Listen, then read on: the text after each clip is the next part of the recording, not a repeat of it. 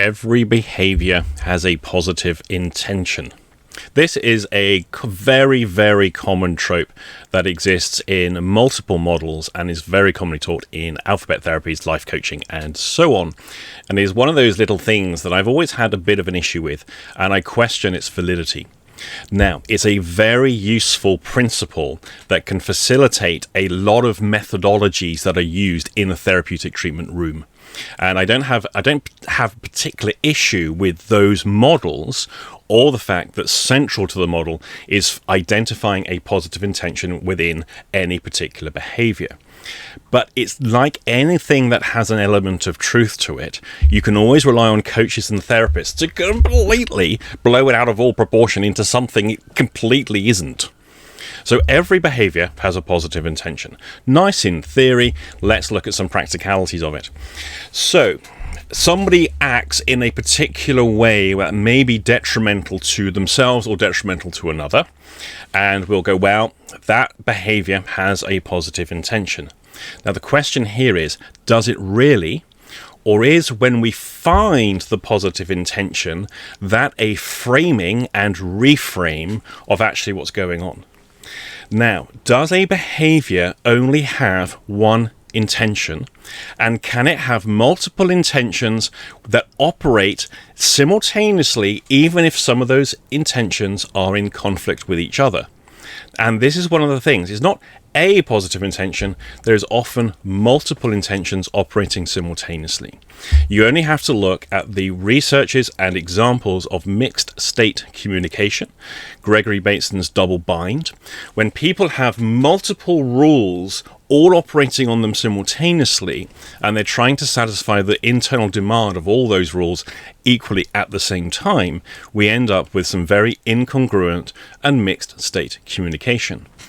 Now, we may end up framing that as having a positive intention, but actually we may be missing a whole bunch of other stuff as well. So is the positive intention intrinsic to the behavioral system itself, or is it something that is imposed upon the system by the alphabet therapist and coach? I suspect more often than not it's going to be the latter. Now, this is where the excesses start to come in. So if every behavior has a positive intention, it's logical to say that everyone is acting with the best possible intent and taking the best available resource available to them. So no one acts negatively, really. They're just trying to achieve good the whole time. And again, this misses a few things. You see, if I'm always acting with the best of intention and I'm always taking the best available possibility to me, then I could have a client sitting in front of me who suffered a very narcissistic environment as a child. They may well have had parents that were less than nurturing. They didn't create a safe environment for the child to develop and grow, and it may have been highly oppressive. Simultaneously, that narcissistic parent or parental system appears to the greater society as highly virtuous, highly functional, highly respected members of society. Meanwhile, said child within that environment growing up can see the truth, and any attempt to communicate it gets taken away from them. They're now sitting in front of an NLP practitioner who says, well, your parents were acting with their best possible resources available to them at the time, and every behavior they did had a positive intention. Now, it sounds like I might be making this up. I only wish I was. I have essentially heard this story in varying forms secondhand by plenty of my own clients, and variations on this I have experienced myself when I have had other people communicating to me about stuff and think, what? That's not quite... Never mind. Save that one for another day. So this is a reframe that now basically perpetuates further the gaslighting and the erosion of reality. You see, if we have that particular client who was in a reality as a child that everything that they perceived to be true was made false, and every time they were correct, they were made to be wrong, classic narcissistic environment, and that's also perpetrated by the environment and the other people in that person's social sphere, simply because the parents are highly skilled narcissists.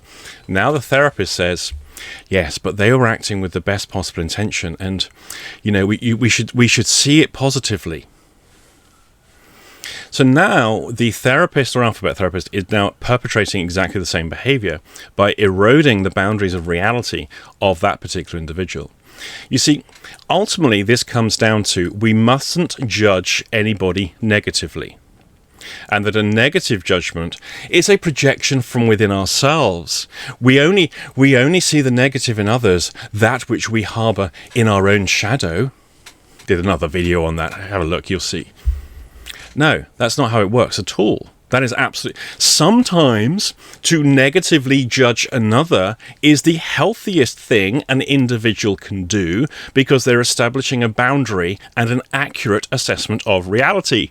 And yet along comes alphabet therapist who then takes that away because they have these higher moral principles that basically are an extension of we must never judge a man unless we have walked a mile in his shoes.